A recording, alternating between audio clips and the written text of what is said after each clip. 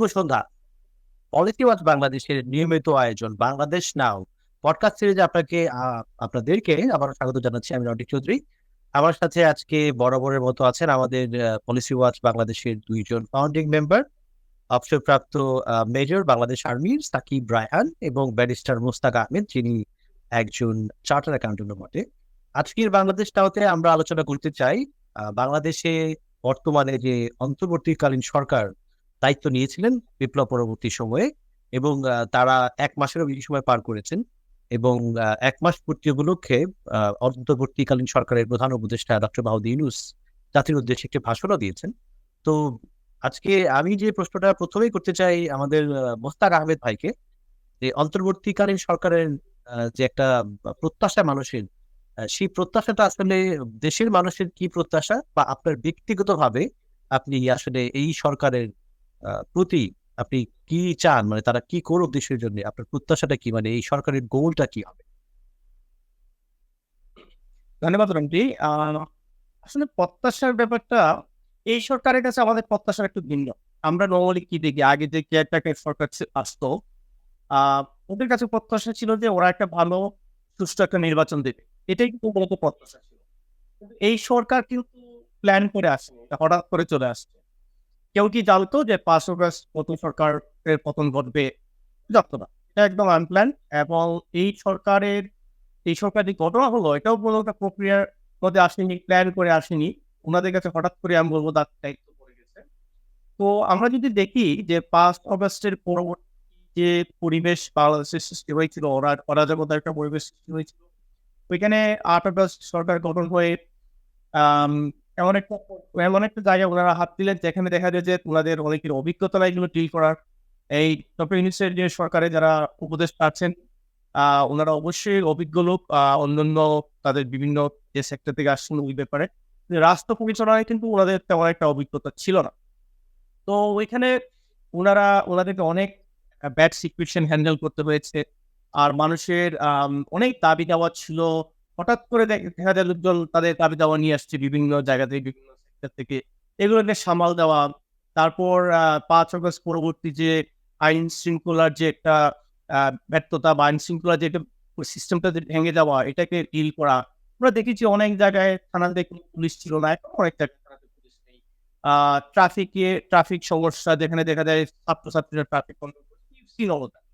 তো এখানে ধীরে, ধীরে মানুষের প্রত্যাশার জায়গাটা কিন্তু এমন একটা জায়গায় গিয়ে ঠেকছে যে আকাশচুম্বী। মানুষ সবাই সবকিছু চায়। সবকিছু এই সরকার ঠিক করে দেবে, এবং খুব দ্রুত ঠিক করে দেবে। কারণ আমরা দেখেছি ইভেন বড়, বড় দল থেকেও কিন্তু দাবি করেছেন যে ৩ মাসের মধ্যে নির্বাচন দেবে।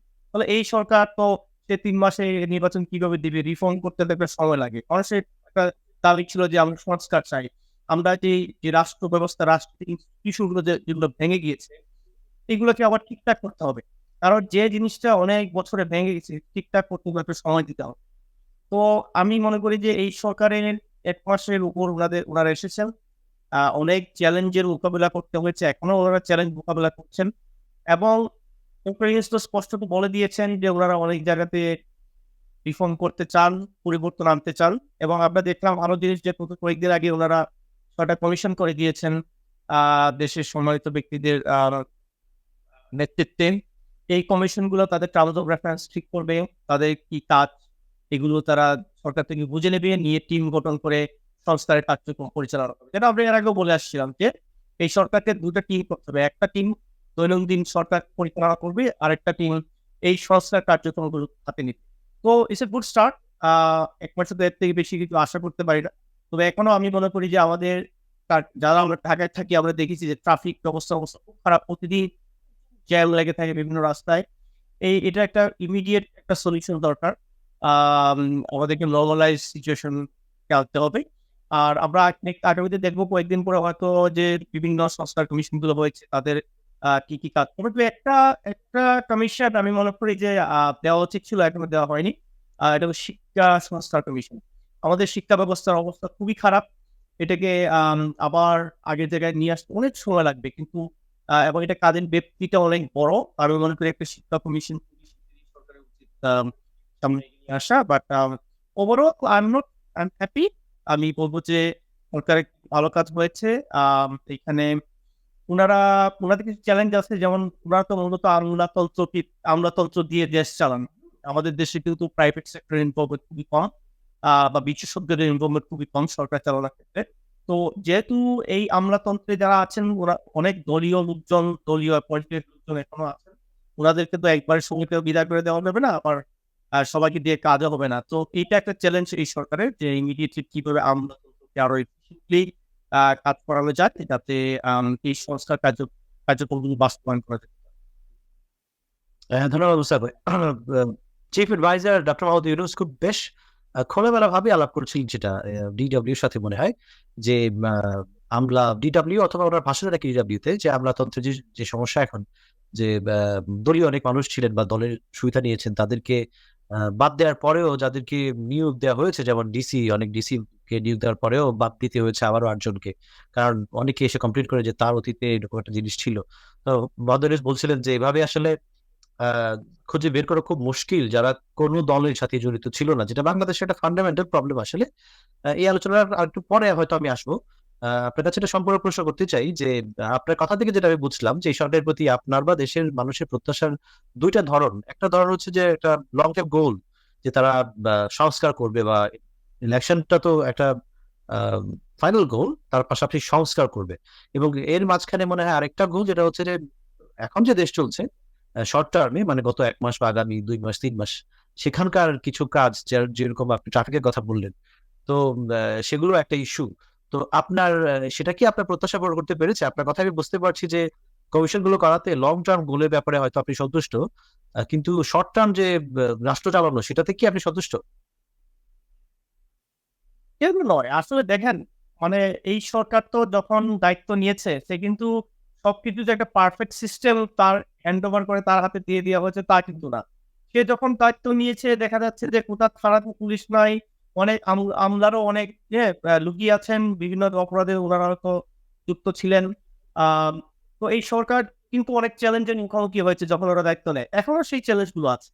তো এই অল্প সময়ে 1 মাস, 1 সপ্তাহ বা এরকম হয়েছে হয়তো, এই সময়ের মধ্যে আপনি এত কিছু আশা করতে পারবেন না। তো আমার মনে হয় যে সরকার যেটা করছে, যে শর্ট টার্ম ইমিডিয়েট গোল গুলো এগুলো হয়তো তাকে ট্যাকল করতে হবে একটু মানে দ্রুতই, কারণ মানুষের কনফিডেন্স আনার জন্য।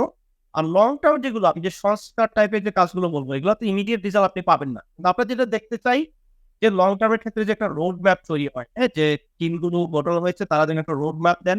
এই রোড ম্যাপ অনুযায়ী এই কাজগুলো কে করবে, রাজনৈতিক দলগুলোর সাথে আলাপ আলোচনা, সমাজ জনগণের সাথে আলাপ আলোচনা করেই একটা সংস্কার প্রস্তাবগুলো বিভিন্ন কমিশন থেকে সরকারকে দেওয়া হবে বলে আমাদেরকে জানানো হয়েছে। তো এটা যদি আমরা দেখতে পারি, তাহলে আমরা বুঝবো যে আগামী দিনগুলোতে সংস্কারের কার্যক্রম কিভাবে করবে। ইমিডিয়েটলি আমার মনে হয় যে আমি বলবো সরকার ভালোই করছে, খারাপ না।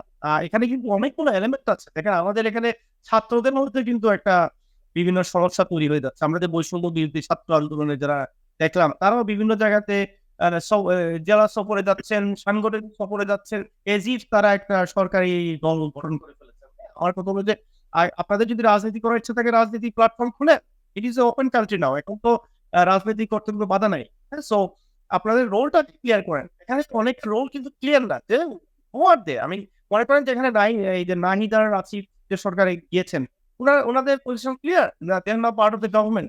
হ্যাঁ, ওনারা গভর্নমেন্টের উপদেষ্টা, ওনারা কাজ করছেন। কিন্তু বাকি যে বৈষম্য ছাত্ররা আছেন, ওনারা মানে ওনাদের পজিশনটা কি? ওনারা কি একটা প্রেশার গ্রুপ, নাকি ওনারা একটা রাজনৈতিক দল? বা এখানে আমরা বিভিন্ন স্টেক হোল্ডার দেখছি যাদের পজিশনটা আমি ক্লিয়ার না। তো এত সব চ্যালেঞ্জ গুলো এই সরকারের পক্ষে এই অল্প সময়ের মধ্যে ডিল করা ইট ইজ টাফ। আহ, ধন্যবাদ মোস্তাক ভাই, যে আলোচনাটা শুরু করলেন আর কি, ছাত্রদের যে সফর সাংগঠনিক বা তারা দল করবে কিনা সেটা আরেকটা আলোচনা। এটা আমরা যদি সময় থাকে হয়তো এই অনুষ্ঠানের শেষের দিকে আমরা আলোচনা করবো হয়তো।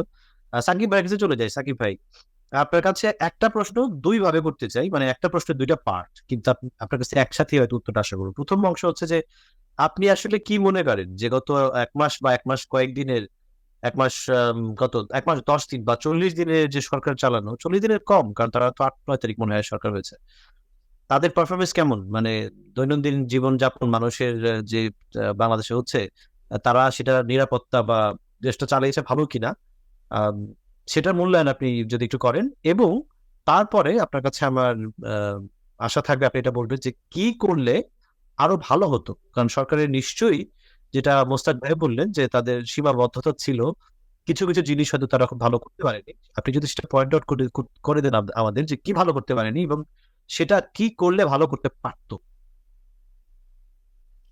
ধন্যবাদ রন্টি। 40-45 দিনে ভালো কাজ করলো না খারাপ কাজ করলো এটা জাজ করা ভেরি ডিফিকাল্ট। প্রত্যাশা পূরণ করলো কিনা সেটাও যাচাই করা যাবে না, কিন্তু আমরা যেটা শুধুমাত্র দেখতে পারি যে কি স্টেপ গুলা নিয়েছে সেটা টুয়ার্ডস দ্য গোল কিনা। এখন যেটা হচ্ছে প্রত্যাশার কথা যদি বলি, প্রত্যাশা হচ্ছে আসলে মোটা মানে প্রত্যাশা তো সবাই আশা করছে একদম এটা মানে পারফেক্ট কান্ট্রি হয়ে যাবে, সবার এক্সপেকটেশন এরকম একটা। অনেক দিন ধরে অনেক জঞ্জাল দেখে আসছে, এখন মনে করছে যে পারফেক্ট কান্ট্রি হয়ে যাবে, এটা সম্ভব না প্রায়। তো প্রত্যাশার আমরা মোটা যদি 3টা লাইনে ভাগ করি, একটা হচ্ছে সুশাসন, মানে সুশাসনের মাধ্যমে দেশ চলবে। 2 নম্বর হচ্ছে যে সংস্কার, এটার মাধ্যমে যে দুর্নীতি, অনিয়ম, অনাচার গুলো হয়ে আসছে বাংলাদেশে, তো এমন একটা কিছু সংস্কার করা যার মাধ্যমে আবার ফিরে না আসে সেম সিস্টেম। আর একটা হচ্ছে সুষ্ঠু নির্বাচনের ব্যবস্থা করা যার মাধ্যমে জনপ্রতিনিধি বা জনপ্রতিনিধির কাছে ক্ষমতা হস্তান্তর। এই 3টাই কিন্তু মোটা দাগে প্রত্যাশা। প্রথমটা যদি আসি যে আমরা সুশাসনের জন্য বা নিয়মতান্ত্রিক বা দৈনন্দিন জীবনযাপন বা সবকিছু মিলায় এটা এখানে এখন সফলতা ব্যর্থতা বলার সুযোগ নাই, আমি বারবার বলছি। বাট প্রবলেম যেটা হয়েছে মানে স্টেপ গুলা নিয়ে কিছুটা বয়সটা আছে কয়েকটা জায়গায়। আমি যে বলি জিনিসপত্রের দ্রব্যমূল্যের দাম এটা ঠিকমতো কন্ট্রোলে রাখতে পারে নাই। এখন আমি একটু একটা জাস্ট উদাহরণ দিই যে সমস্যাটা কোথায় হচ্ছে। আগে যেরকম চাঁদাবাজি ছিল, মনে করেন প্রান্তিক কৃষকের কাছ থেকে একটা বাজারে, ঢাকা শহরের একটা বাজারে আসতে গেলে অনেক জায়গায় চাঁদাবাজি দিয়ে আসে, মানে আসা লাগে। তো সেটা কিন্তু ডিরেক্টলি হতো না, যেমন ফেয়ারের মাধ্যমে, গাড়ি ভাড়ার মাধ্যমে। একটা গাড়ি ভাড়া ধরেন 8,000 টাকাতে ভাড়া করছে, কেন ভাড়া হওয়া উচিত 5,000 টাকা, কিন্তু 8,000 টাকাতে ভাড়া ভাড়া করেছে কারণ তাদের 3,000 টাকা চাঁদা দেওয়া লাগছে ফর এক্সাম্পল। প্রবলেম হয়ে গেছে এখন, কিন্তু সেই গাড়ির ভাড়া কিন্তু 8,000 থেকে 5,000 এর নামে নাই, চাঁদা দেওয়া না লাগে, সেই 8,000 টাকাই আছে। তো দাম কন্ট্রোলে রাখা যাচ্ছে।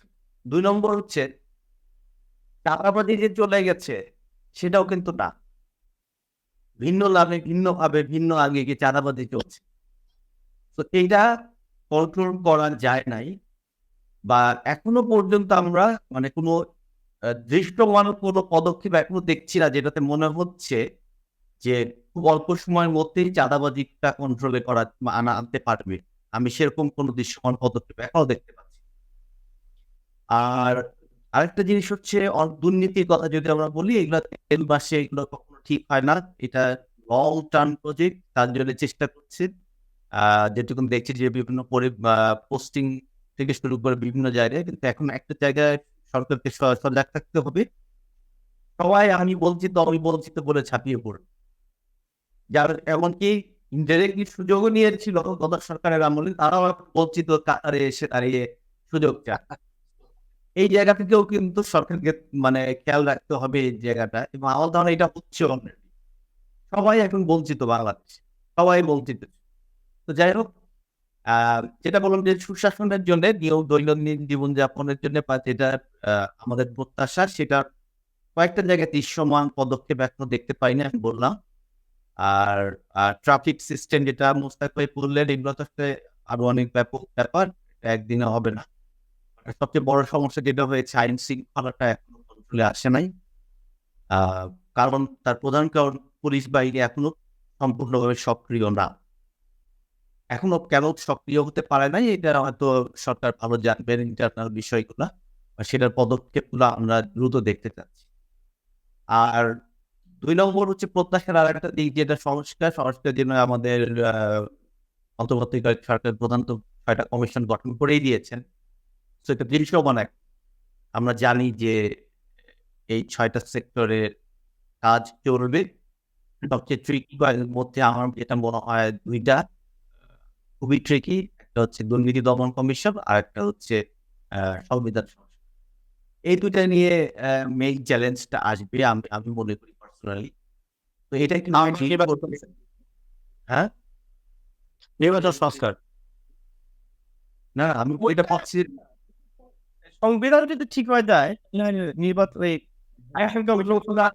হ্যাঁ অন্যগুলো আসলে টাফ হবে না কিন্তু সংবিধান সংস্কার এবং আমার হচ্ছে ব্যক্তিগতভাবে মনে হয় দুর্নীতি দমন এই দুইটা হচ্ছে খুব ডিফিকাল্ট কারণ সংবিধান সেলফ একটা জটিল বিষয় এবং সেটা নিয়ে হাজারো দ্বিমত থাকবে কনফ্লিক্ট থাকবে অনেক ব্যাপার থাকবে একটা জিনিস হচ্ছে সেই সংবিধান পরিবর্তন কি মানে জনগণের মনের প্রতিফলন হবে কিনা সেটা যাচাই করবে কিভাবে এটারও একটা নিশ্চয় পদ্ধতি থাকতে হবে তো এটা এই জন্য বললাম যেটা জটিল আর হচ্ছে দুর্নীতি দমন কিভাবে করবে আসলে বাংলাদেশে দুর্নীতি দমন কমিশনটি কি করে কার্যকরী করবে আলাদা কোনো ফর্মে আসবে কিনা এটাও খুব চ্যালেঞ্জিং হবে যারা 6টা কমিশন করে দিয়েছে দৃশ্যমান আমরা আশা করি এইটা অনুযায়ী কাজ চলবে তবে আরেকটা জায়গায় যেটা এখনো প্রত্যাশা যেটা আমাদের যে সুষ্ঠু নির্বাচনের ব্যবস্থা করা যেটা রোডম্যাপটা আমরা এখনো জানি না এটা আরেকটু দৃশ্যমান হতে হবে যে কিভাবে বা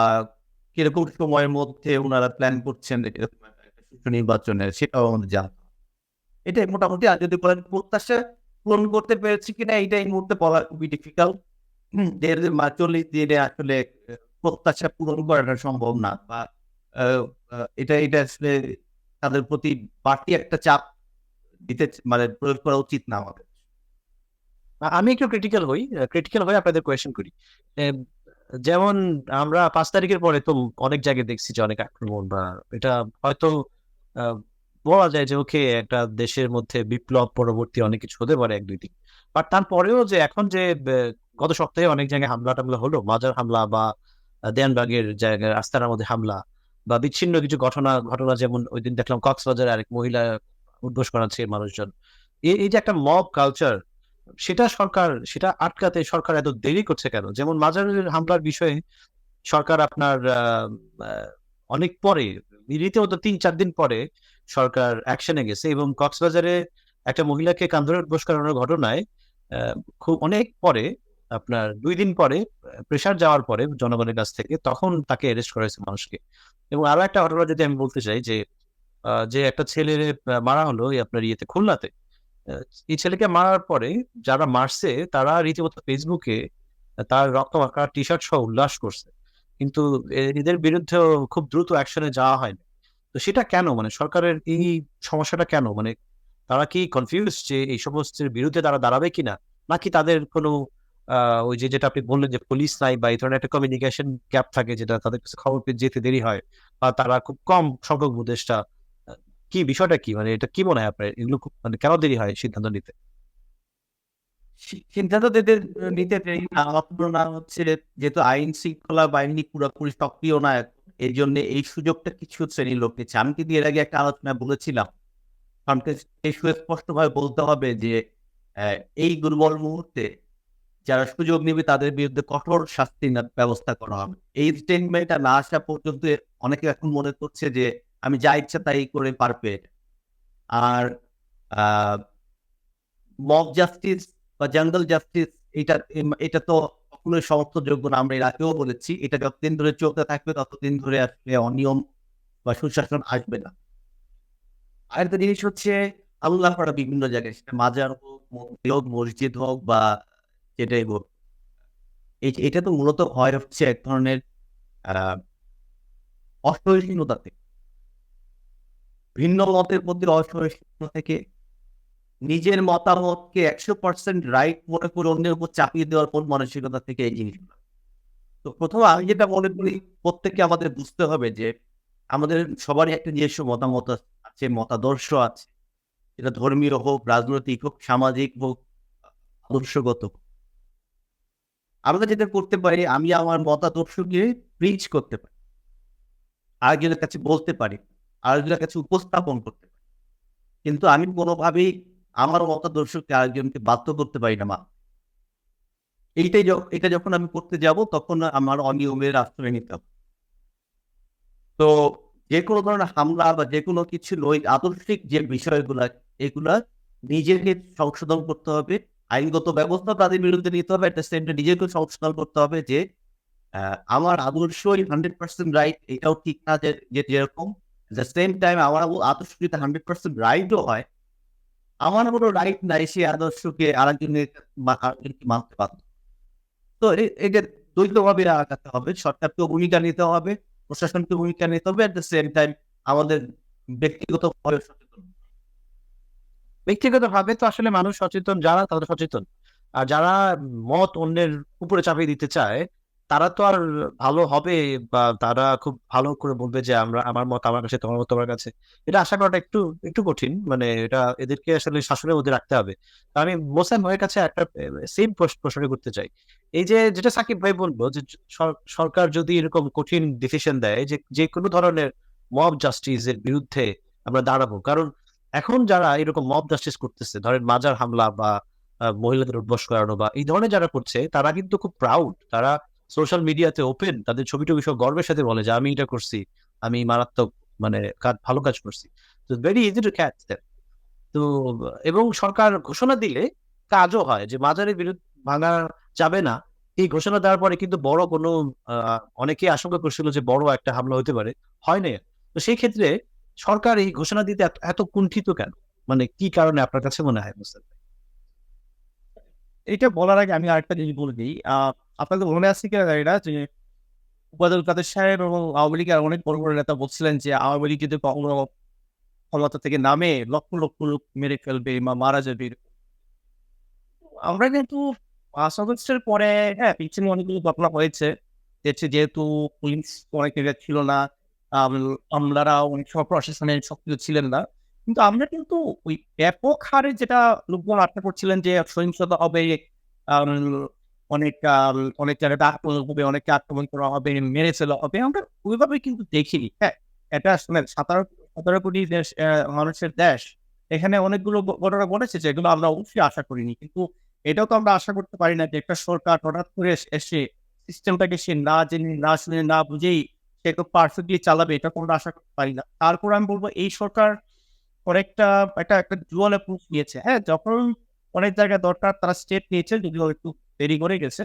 বাট কিন্তু তারা তারা যদি খুব হার্ড অন হয়ে যেত, মানে একদম পুরাই মানে কিছু হওয়ার সাথে, সাথে অ্যাকশনে চলে যেত, তাহলে একটা অপোজিট রিঅ্যাকশন আসতো। হ্যাঁ? আর ওই সরকারের এটা করার মোসান অনেক ভাই তো জায়গায় মনে হচ্ছে, হ্যাঁ, হ্যাঁ। কানেকশন চলে গিয়েছিল, বলেন, কন্টিনিউ করেন ভাই প্লিজ। হ্যাঁ, তো পুলিশ তো অনেক জায়গাতে এখন এগ্রি করে। হ্যাঁ, আমাদের যে শাসন ব্যবস্থা যেটা এক্সিস্ট এটা কিন্তু এখনো ফুলি ফাংশনাল না। তো এখানে আমরা ইমিডিয়েট অ্যাকশন, ইমিডিয়েট গভর্নমেন্টের যে স্টেপ গুলা এগুলো আশা করাটা একটু মানে আমার মনে হয় যে একটু ঠিক না। কারণ এখানে আম গভর্নমেন্টের অনেক লিমিটেশন আছে। আমি বলব এই লিমিটেশন গুলো কাটিয়ে উঠতে ওনাদের একটু সময় লাগবে।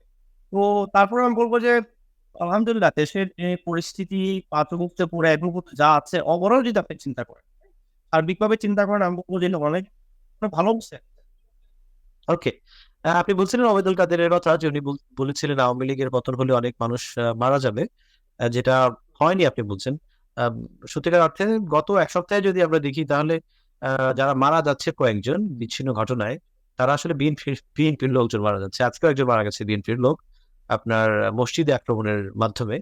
এবং গোপালগঞ্জে যে মারা গেল দুইজন, তারাও বিএনপি। তো আহ, এই মানে গোপালগঞ্জ, যেটা আমরা জানি যে আওয়ামী লীগের লোকজন হামলা করছে, বাট মসজিদে যে হামলা আজকে আপনি খেয়াল করছেন নিউজে, আজকে মসজিদে ঈদে মিলাদুন্নবীর মিছিল থেকে মনে হয় একটা হামলা বা প্রতি হামলার মাধ্যমে একজন বিএনপির লোক মারা গেছে, বা তার আগেও আমরা তো একজন দেখছি। তো বিএনপি কে মারছে কারা? মানে এটা আমার অন্তর্বর্তীকালে সরকার রিলেটেড কোয়েশ্চেন না, মানে এই মানব এটা কাদের মধ্যে হচ্ছে আসলে? না ডিফিকাল্ট নাকি? কারণ দেখেন বিএনপির মধ্যে কিন্তু অনেক গ্রুপিং আছে। হ্যাঁ? এক গ্রুপ যে আরেক গ্রুপকে অ্যাটাক করছে না, এটাও তো আমরা জানি না।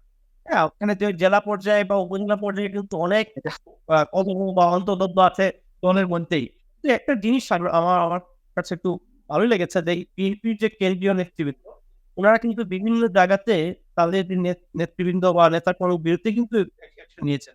অনেকে দেখলাম বহিষ্কার করা হয়েছে, অনেকে দেখলাম যে বিভিন্ন শাস্তিমূলক ব্যবস্থা নেওয়া হয়েছে দলীয় শৃঙ্খলা ভঙ্গের কারণে বা কোনো একটা অবৈধ কাজ করার কারণে। which is a good sign, it's a sign of maturity.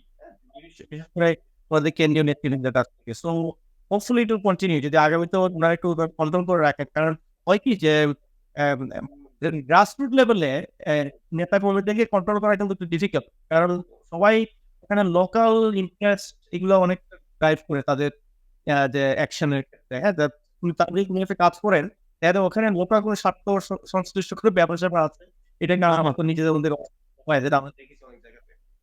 এটা আসলে একটা ডিফারেন্ট আলোচনা যে বিএনপির বর্তমান কার্যক্রম বা তারা আরো ভালো কি করতে পারতো, এই বিষয়টা ডিফারেন্ট একটা এপিসোডে আলোচনা করা যাবে। যেহেতু আজকে আমরা আছি অন্তর্বর্তীকালীন সরকারের কাছে, মানুষ কি চায়।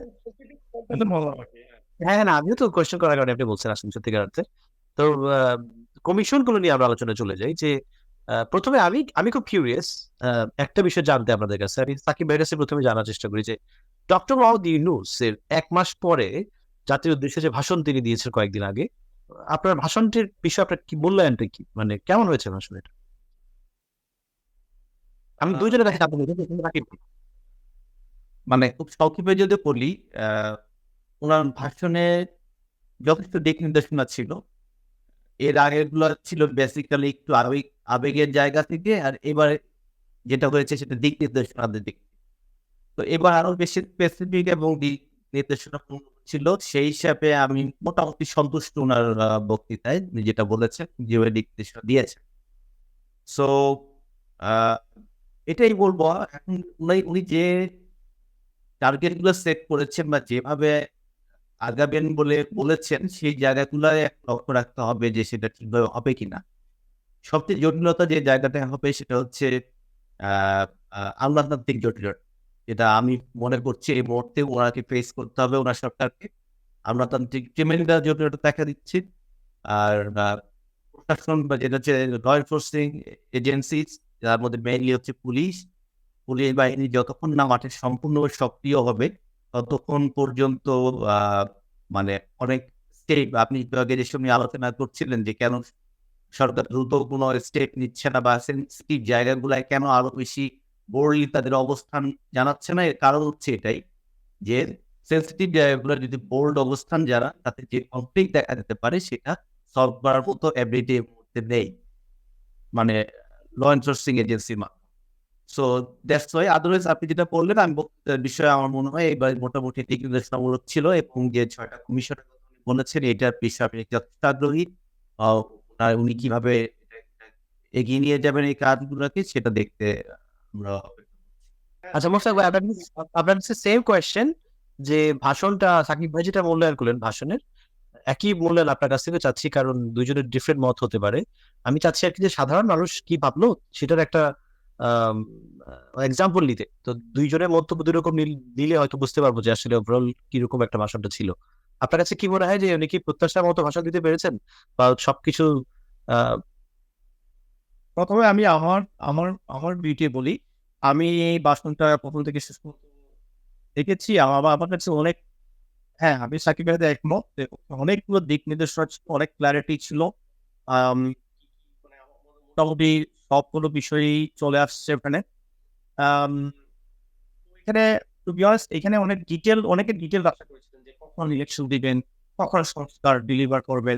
মানে এই পর্যায়ে কিন্তু উনি এই জিনিসগুলো বলতে পারবেন না। কারণ এটা বলার মতো অ্যাসেসমেন্ট করা বা এটাকে প্ল্যান করা, এটার জন্য তো টাইমটা যথেষ্ট টাইম দেওয়া হয়।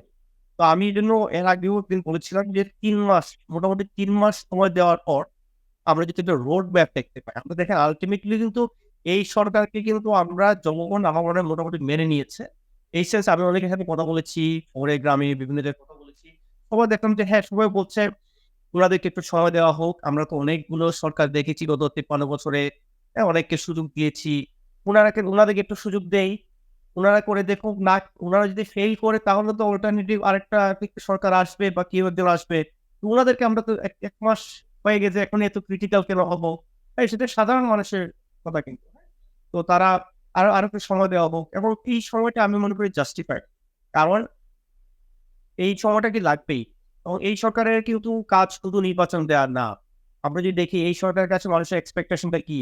যে এই যে বিভিন্ন সেক্টরের রিফর্ম, রাষ্ট্রটাকে মেরামত করা বা ঠিক করা, বিভিন্ন প্রতিষ্ঠানগুলো যেগুলো মোটামুটি ধ্বংস হয়ে গেছে, যেগুলো ব্যক্তিকেন্দ্রিক হয়ে গেছে, এগুলোকে আবার প্রাতিষ্ঠানিক রূপ দেওয়া, যাতে একটা সিস্টেম কাজ করে। আমাদের দেশে যে প্রবলেমটা হয়ে গেছে, কাগজে কলমে সিস্টেম আছে, কিন্তু সিস্টেম কিন্তু কাজ করছে না, কারণ এখানে ব্যক্তিটা মুখ্য হয়ে যাচ্ছে।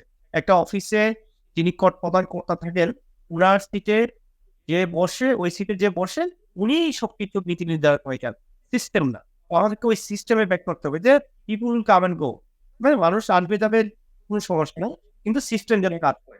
আমরা ইউকেতে দেখেছি গত 4-5 বছরে বোধহয় 3-4 জন প্রধানমন্ত্রী চেঞ্জ হয়েছে, কিন্তু সিস্টেম কিন্তু ভেঙে যায়নি, সিস্টেম কাজ করেছে, জনগণ তার সেবা পেয়েছে। তো আমাদের কিন্তু ওই অবস্থায় যেতে হবে, ওটা যেতে গেলে অনেক সময় লাগবে।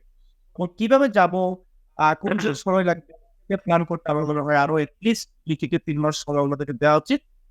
তারপরে আমরা তখন আবার এটা নিয়ে আলাপ আলোচনা করতে পারবো যে ওয়েদার ইট ইজ জাস্টিফাইড। হ্যাঁ, ওরা তো একটা সময় টাইম ফ্রেম দিলেন যে এই টাইম ফ্রেমের মধ্যে আমাদেরকে এই সংস্থাগুলো ডেলিভার করতে হবে। আলটিমেটলি আমি মনে করি ডক্টর ইউনূসের সরকারের কাজ কিন্তু শুধু নির্বাচন দেওয়া না, কিংবা ওই যে সরকারের যে ডে টু ডে রানিং এটা করা না। এটা রাজনৈতিক সরকারের কাজ।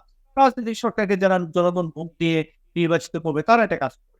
কিন্তু যেহেতু সংস্কারমূলক কোনো কাজ অতীতে হয়নি এইভাবে, এবং এই সরকার একটা একটা একটা বিশেষ পরিস্থিতিতে এই সরকার দায়িত্ব গ্রহণ করেছে, এবং সরকারের কাছে মানুষের এক্সপেকটেশন যে এই সংস্কারগুলো এই সরকার ডেলিভার করবে। এই সরকারের প্রায়োরিটি লিস্টের সবচেয়ে উপরে কিন্তু সংস্কার। এটাকে যদি ওনারা প্রায়োরিটি না দেন, তাহলে খুব শিগগিরই কিন্তু লোকজনও ক্রিটিক্যাল হয়ে যাবে। তো আমি মনে করি যে এই সরকারের কিন্তু খুব একটা সময় নাই ইন টার্মস অফ, মানে কি বলবো, ক্লারিফাই করা যে আমাদের সংস্কার এজেন্ডাটা কি হবে।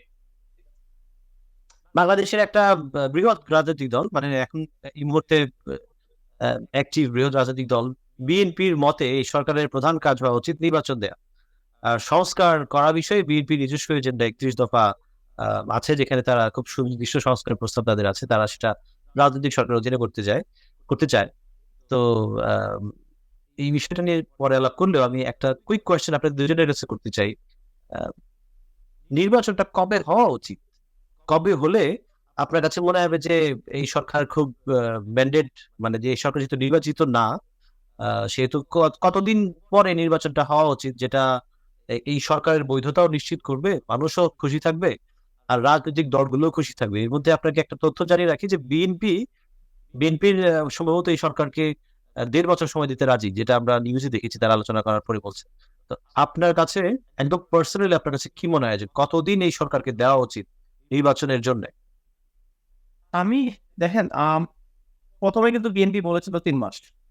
3 মাস মানে ওনাদের ধারণা ছিল কেয়ারটেকার ফর্মে আসছে। তো এই সরকার কিন্তু কেয়ারটেকার গভর্নমেন্ট না, ইন্টারিম গভর্নমেন্ট। এই সরকার কিন্তু কাউকে জিজ্ঞেস করে দায়িত্ব নেয়নি।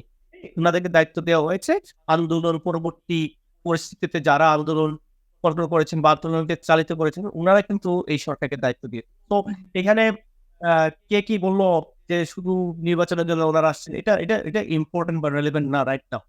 তো এখানে তারপর হয়তো বিএনপি নেতৃবৃন্দ বুঝেছেন যে এটা 3 মাস বলাটা একটু হয়তো ইমেচিউর হয়ে গেছে, ওনারা তো পরে চিন্তা ভাবনা করে 1.5 বছর বলেছেন। তো আমার মতে যে এখানে সংস্কারের কিছু ব্যাপার আছে যেগুলো অনেক সময় লাগবে। হ্যাঁ, কিছু সংস্কার কিছু আছে খুব শর্ট টার্ম কুইক উইন, যেগুলা দ্রুত করে ফেলা যায়। কিছু আছে মিডিয়াম টার্ম, যেটা হয়তো 1 থেকে 2 বছর লাগে। এগুলো হয়তো ডক্টর ইউনূসের সরকার করে ফেলতে পারবেন। কিছু সংস্কার আছে যেমন শিক্ষা সংস্কার বা রাষ্ট্রের বিভিন্ন প্রতিষ্ঠানগুলোকে ঠিক করার যে সংস্কারগুলো আছে, সেগুলো তো বিয়ন্ড 2 ইয়ার্স, হ্যাঁ, 1.5 বছর থেকে 2 বছর পরে আরো একটু সময় নিয়ে এটা করতে হবে। তো যদি ওনারা এটাকে শুরু করে দেন, তাহলে পরবর্তীতে যে সরকারই নির্বাচিত হয়ে আসুক, ওনারা কিন্তু ওনাদের মেনে মোসাক ভাই, আপনি কিন্তু আমার প্রশ্নের উত্তর দিচ্ছেন, আপনি কবে ইলেকশন চান? আমি বলছি, আমি তো আসতেছি। তো এইখানে যদি ওনারা এটা ক্লিয়ার করেন, হ্যাঁ, যে এই সরকার যদি এটা একটা সেট করে দেয়, তার সংস্কার এজেন্ডা সেট করে দেয়, এবং লং টার্ম সংস্কার যদি পরবর্তী যে সরকার দায়িত্ব নিবে ওরা যদি করে, তাহলে আমি মনে করি 1.5 থেকে 2 বছর ইজ গুড এনাফ টাইম।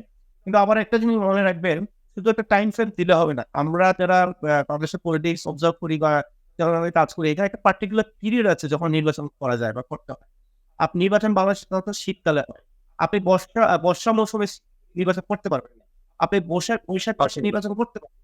আপনি অগ্রহায়ণ মাসে নির্বাচন করতে পারবেন না। তখন ধান চাষের সময় লোকজন ব্যস্ত থাকবে। গরমের সময়টাতে প্রচন্ড যখন গরম থাকে, তখন আপনি নির্বাচন করতে পারবেন না। This are impractical timing. তো আমাদের দেশের নির্বাচন সাধারণত best time is between November and February. আপনি নভেম্বর এন্ড ফেব্রুয়ারি যদি চিন্তা করেন, তাহলে এই নভেম্বর ফেব্রুয়ারিতে তো নির্বাচন অসম্ভব, হয়তো আছে মাত্র 2-3 মাস। তার মানে নেক্সট এভেলেবল অপরচুনিটি হলো যে নভেম্বর 2025 থেকে ফেব্রুয়ারি 2026 এটা একটা স্লট বা একটা উইন্ডো আছে, কখন নির্বাচন করা যায়, কিংবা এর পরের বছর নভেম্বর 2026 টু ফেব্রুয়ারি 27। তো আমার মনে হয় যে আইদার আপনি এই সরকারকে 1.5 বছর দিবেন কিংবা 2.5 বছর দিবেন। আপনি প্র্যাকটিক্যাল সেন্সে বলছি। যদি বলেন যে হ্যাঁ এই সরকার জুলাই অগাস্ট পর্যন্ত থাকবে, তাহলে ঝড় বৃষ্টি তুফানের মধ্যে আপনি নির্বাচন করবেন। I don't think BNP will love your comment about 2.5 years. যাই হোক, সানি, একটা 1.5 বছর যদি ওনারা হ্যাঁ। সংস্কারের অতি নিয়ে আসতে পারেন, শর্ট টার্ম মিড টার্ম সংস্কার করে ফেলতে পারেন, তাহলে 1.5 বছর পর আপনারা জানুয়ারি 2026 নির্বাচন দিয়ে দেন, which is 18 months from now। ঠিক আছে, 17-18 months।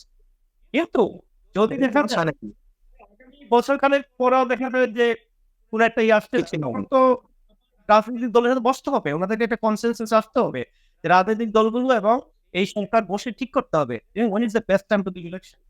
আর সংস্কার ছাড়া কোনো ইলেকশন বাংলাদেশের জনগণ মেনে নিবে না, এটা যে ফর্মেই সংস্কারটা। আচ্ছা, সাকিব ভাই, আপনার কি মনে হয় আদর্শ সময় কোনটা, মানে কতদিন পরে ইলেকশন আসলে দেওয়া উচিত? কারণ একটা টার্গেট তো থাকা উচিত যে আমি সংস্কার যাই করি এই সময়ের মধ্যে করে তখন ইলেকশন দিয়ে দিব। সংস্কার যে কোন লেভেল পর্যন্ত সংস্কার হবে তার উপর নির্ভর করবে আসলে কতদিন সময় নিবে। এখন এটা তো অনির্দিষ্ট সময়ের জন্য হতে পারে না। আমাকে যদি ব্যক্তিগতভাবে জিজ্ঞেস করেন যে কবে ইলেকশন চাই, আমি ব্যক্তিগতভাবে খুব পছন্দ করবো 2 বছরের মধ্যে ইলেকশন। তো এখন তারপর যেটা মুস্তাক ভাই বললেন যে উনি টাইম ক্যালকুলেট করে দেখলেন যে আমাদের দেশের ইলেকশনের টাইম হচ্ছে বেসিক্যালি ডিসেম্বর টু ফেব্রুয়ারি। তো সেই হিসাব করলে হয়তো 2 থেকে 2.5 বছর। এটা এর মধ্যে যে সংস্কার করারই হোক, যেটাই হোক, সেটা এই সময়ের মধ্যে করতে হবে। আরেকটা জিনিস আমার এই প্রত্যাশা এবং সংস্কারের সাথে মিলিয়ে আমার একটা জিনিস আছে এই সরকারের।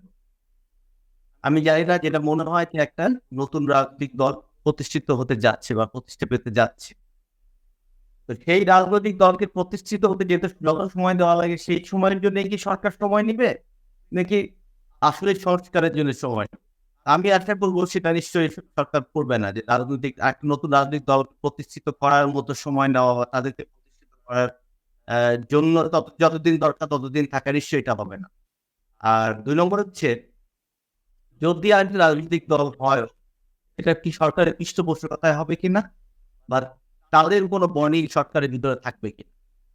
যদি থাকে তাহলে এটা জনগণের আশা কিন্তু পূরণ হবে না।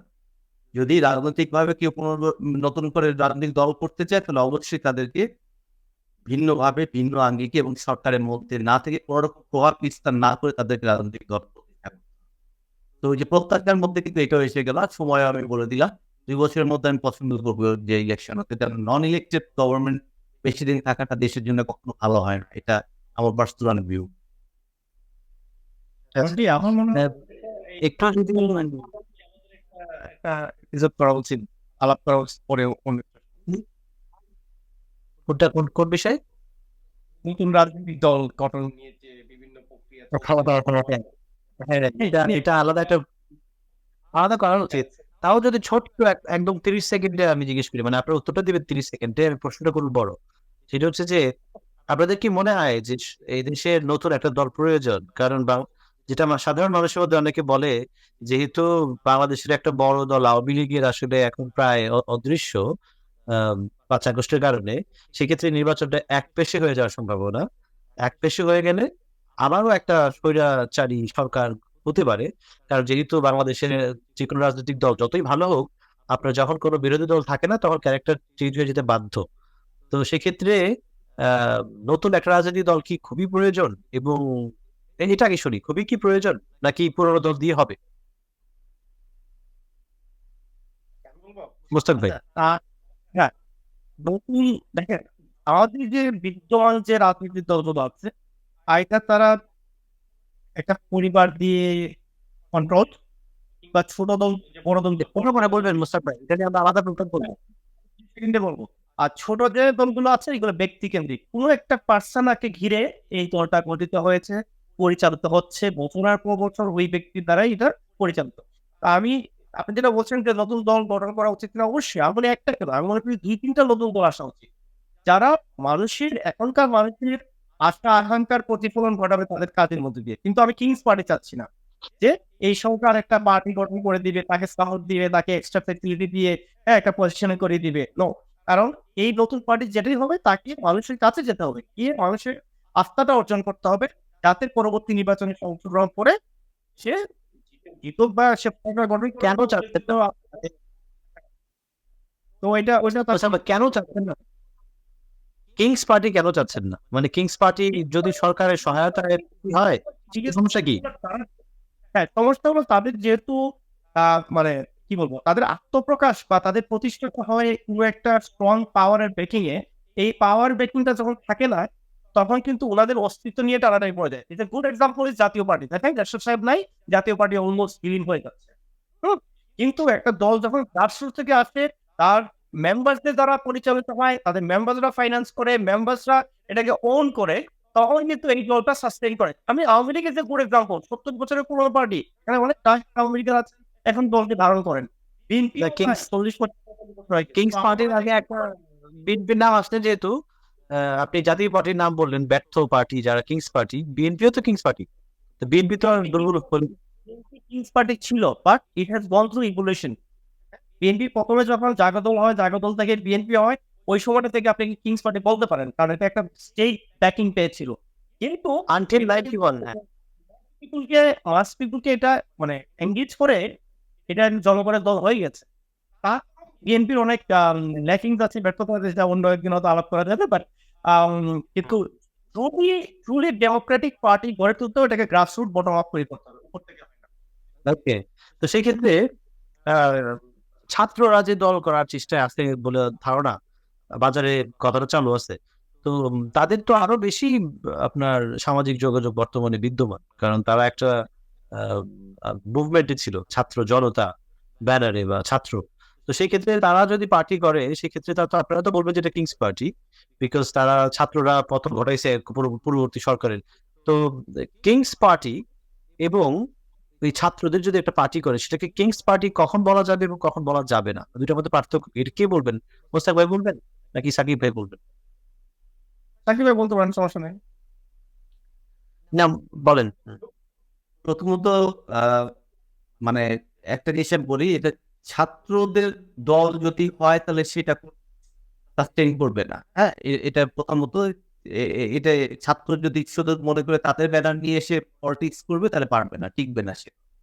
আর ছাত্র জনতা যেটা, এরপরেও কথা থেকে যাবে, ছাত্র জনতা মানে এই বিষয়টা যায় না, জনতা দল করতে হয় না। হ্যাঁ, তো যাই হোক, তো আমার যেটা মনে হয় কিংসের বা মানে কিংস মেকারের কথা যদি আমরা বলি, অলরেডি তো এটা এস্টাবলিশ, তাই না? একটু আগে তো আপনি বললেন যে ছাত্ররাই নির্ধারণ করেছে এই সরকারের ইটা রূপরেখা। সো তারা তো এই প্রসেসে আছেই, তারা তো এই প্রসেসেই আছে। কারণ আমরা যদি আরেকটা নতুন রাজনৈতিক দলের কথা চিন্তা করি, তখন ডেফিনেটলি তারা নিশ্চয়ই চিন্তা করবে যে এটাকে কি করে সবার কাছে পৌঁছানো যায়। সবার কাছে পৌঁছাতে হলে ছাত্র জনতা ব্যানারে বা এরকম ভাবে নিয়ে গেলে হবে না, পলিটিক্যাল দল নাম করতে হবে, সব এইজ গ্রুপ, সব প্রফেশন, সবকিছু রিপ্রেজেন্টেটিভ থাকতে হবে। আদারওয়াইজ সেটা সাকিব ভাই, সেটা নিয়ে আমরা একটা আলাদা পর্ব আলোচনা করবো আর কি।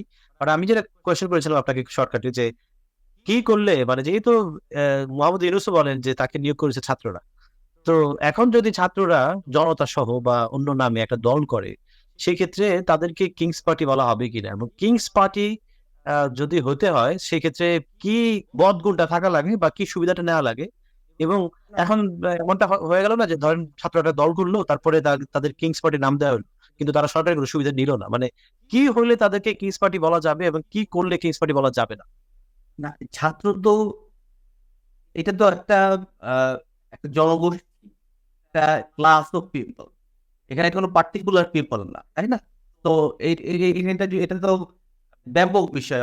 পুরো স্টুডেন্টস মিলে তারা যদি নাম দেয় বা পলিটিক্যাল ইস্যু আসে, তাহলে সেটাকে কিংস পার্টি বলা যাবে। এখন যেটা হচ্ছে যে তারা কিভাবে সংশ্লিষ্টতা নিবে, তারা কি করে জড়িত হবে গ্রাসরুট লেভেলে, সেটা হচ্ছে বিষয়। বাট এক কথায় হচ্ছে এটা কিংস পার্টি হবে না। আমার কাছে মনে হয় যে যদি সংস্কার হয়, যে কমিশন গুলো হয়েছে এবং সংস্কারের মাধ্যমে যদি দেখা যায় যে আপনার দুর্নীতি দমন কমিশন এবং নির্বাচন কমিশন এগুলোর সংস্কার বা সংবিধান, সেই ক্ষেত্রে পার্টি করাটা হয়তো আগের চেয়ে সহজ হবে এবং এটার সুফল যারা পাবে তাদের তো মনে হয় কিংস পার্টি মানুষ বলবে শেষ পর্যন্ত ইতিহাসের মধ্যে আর কি। আনফেয়ার হতে পারে বাট কিংস পার্টি তো বলবে। যাই হোক, আমরা এই আলোচনাটা আর বড় করতে চাই না পার্টি বিষয়ক, সেটা নিয়ে আমরা একটা আলাদা পর্ব করতে চাই। 30 মিনিট এই পয়েন্টে সেকেন্ডস বলেন। আপনি যেটা বলছেন যে কি কি হলে এটাকে কিংস পার্টি বলা যাবে, ক্রাইটেরিয়াটা কি? যখন সেটা স্টেট অ্যাপ্রুভ পাবে তখন এটা কিংস পার্টি হবে। মনে করেন আজকে একটা পার্টি গঠন হলো ছাত্রদের, ওরা বিভিন্ন জেলা উপজেলা ইউনিয়নে গেল, এর সাথে সরকারি সাপোর্ট, হ্যাঁ, ডিবি গোয়েন্দা প্রশাসনিক সাপোর্ট পেল, হ্যাঁ, টু তাদের মুভমেন্টটা করার জন্য, তাহলে এটাকে আপনি কিংস পার্টি বলতে পারেন। কিন্তু সে যদি মানুষের কাছে যাওয়ার সময় গিয়ে বিভিন্ন প্রতিবন্ধকতা ফেস করে, হ্যাঁ, নিজেরা ইন্ডিপেন্ডেন্টলি মানুষের কাছে গিয়ে টাচ করে, কারো সাপোর্ট না নিয়ে, সরকারি সাপোর্ট না নিয়ে, তাহলে আপনি তাকে কিংস পার্টি বলতে পারবেন না, সম্ভব না। কিন্তু আচ্ছা, আর এটা ভেরি ডিফিকাল্ট থিং, এটা কিন্তু মানে পাওয়াটা খুবই কঠিন। এই আলোচনাটা আসলে আরেকদিন করার কথা। তারপরে আমি আপনার কথার ভিতরে কথাটা বলে নেই যে সেক্ষেত্রে আপনি যেটা বললেন, যেটা বাংলাদেশেও চালু আছে এখন, যে স্টুডেন্টরা গেছে অন্য জায়গায়, সেখানে পুলিশ বলে দিচ্ছে, সরকার বলছে চিঠির মধ্যে যে তাকে তাদের প্রোটেকশন দেওয়া হোক। তো এটা তো বিএনপি সময় হলে করা হয়, বিএনপি মিছিল দিলে করা হয়, সামনে 10 জন পুলিশ থাকে, পেছনে 10 জন পুলিশ থাকে। জামায়াত ইসলামী করলেও একই ধরনের ট্রিটমেন্ট দেওয়া হয়, প্রোটেকশন তো সবাই পায়। ওই চিঠিটার ইন্টারপ্রিটেশনটা অনেকে ভুলভাবে করেছে। হ্যাঁ, এটা আপনি যেটা বললেন পার্টিকুলারলি প্রটোকল দেওয়া, protocol and protection is two different thing. এটা আমার থেকে সাকিব ভাই ভালো বুঝবে। হ্যাঁ, প্রটোকলটা হলো যখন সে একটা তার একটা পজিশনের কারণে একটা ইয়ে পায়, আর প্রোটেকশনটা যদি আপনি as a citizen, as an individual, আপনি যদি থ্রেটেন ফিল করেন, আপনি কিন্তু থানায় একটা অভিযোগ করতে পারবেন যে আমি এখানে একটা পারিবারিক প্রোগ্রাম করবো, একটা অনুষ্ঠান করবো, কিছুটা করবো, I feel threatened by some people, আপনি কিন্তু প্রোটেকশন চাইতে পারেন সরকার। That's a different thing. এখানে অনেক প্রোটোকল তো দেওয়া হয়। রাজনৈতিক যে কোনো দল এই মুহূর্তে, যে বিএনপির যদি কোনো প্রোগ্রাম হয়, জামায়াত ইসলামের কোনো দলীয় প্রোগ্রাম হয়, তাদেরকে তো প্রোটোকল দেওয়া হয়, মানে সিমিলার, মানে প্রটোকল ইজ প্রোটেকশন। আমার মনে হয় যে এখানে প্রোটেকশন দেওয়া হয়। তো সেক্ষেত্রে যদি, আচ্ছা, কিংস পার্টি নিয়ে আলোচনাটা আমরা করি না, আমরা ইয়েতে যাই। আপনার যেটা বলছিলাম যে কিংস পার্টির কাজ সহজ হবে বা যে কোনো দলের। কিংস পার্টির একটাই পয়েন্ট আছে। পয়েন্টটা কি, যে ছাত্ররা যদি দল করে, হ্যাঁ, দল করতে পারে, দল করবে, প্ল্যাটফর্ম করবে, বিভিন্ন জেলা উপজেলাতে কমিটি দেবো, ভালো কথা। বাট ডিফিকাল্ট থিং, তারা কি পাবলিক, সাধারণ পাবলিক, যারা সাকিব ভাই একটু মেনশন করছেন, সাধারণ পাবলিক কিন্তু অনেকে চাকরিজীবী আছে, কৃষক আছে, দোকানদার আছে, শ্রমিক আছে, সবাইকে টাচ করতে হবে তো, সবাইকে উইন ওভার করতে হবে, সবার সাইকি বুঝে তাকে পলিটিক্স করতে হবে। হ্যাঁ, তাকে শুধু ছাত্ররা শুধু ভোট দিয়ে তো আর এই ছাত্রদেরকে এমপি বা নির্বাচিত কোনো সদস্য কোনো উপজেলা চেয়ারম্যান বানাবে, ঠিক আছে? তো আপনাকে বাংলাদেশে রাজনীতি দল পলিটিক্স করতে গেলে আপনাকে যখন জনগণের কাছে যাবেন, আপনি একটা বা দুটো গ্রুপের কাছে গেলে হবে, আপনাকে অল্প সময় যেতে হবে। আচ্ছা, আমরা সংস্কারের আলোচনা চলে যাই, যেটা সাকিব ভাই বললেন। সাকিব ভাইয়ের কাছে প্রশ্ন নিয়ে যাই আমি, যে দুইটা কঠিন হবে, দুর্নীতি দমন এবং সংবিধান। তো দুর্নীতি দমনটা হয়তো একটু দূরে রাখলাম এখন, যেহেতু এটা আমরা চিন্তা করছি যে নতুন রাজনৈতিক সরকার আসার পরে দুর্নীতিটা। তো তার আগে যে সংবিধান সংশোধন, সংস্কার এবং শুদ্ধ নির্বাচন যাতে হয়, কোনো ধরনের অনৈতিক প্রভাব ছাড়া, বিশেষ শক্তি ছাড়া বা টাকার ঝলকানি ছাড়া, এটা কিভাবে করা সম্ভব? মানে এই কমিশনটা, সংবিধান কমিশন, আসলে কি কাজ করলে এই সমাধানটা হতে পারে মনে করেন আপনি, বা নির্বাচন কমিশন কি রকম সংশোধন করলে হতে পারে? আপনার যে প্রশ্নটা, এটা বেসিক্যালি নির্বাচন কমিশনের আন্ডারে যাবে, সংস্কারের আন্ডারে।